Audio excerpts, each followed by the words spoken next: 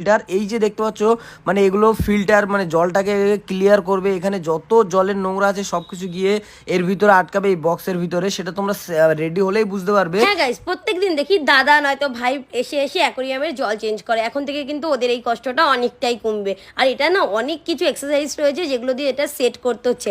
একদিক থেকে একটা নোংরা জল নেবে, একদিক থেকে আবার একটা পরিষ্কার জল বার করবে, অনেক ব্যাপার স্যাপার আছে। যাই হোক, আর একটা অক্সিজেনও কিন্তু এর সাথে আর থাকবে। গাইস তোমাদেরকে আমি একটা কথা বলি, আমি যখন ছোট ছিলাম তখন হলে কি আমার মাছ পাখি পশু সব পোষার খুব শখ ছিল। তো তখন আমি বেশি পুষতে পারিনি, যতটা পেরেছি মাছ পুষেছিলাম, বাট সব মাছ মারা গিয়েছে।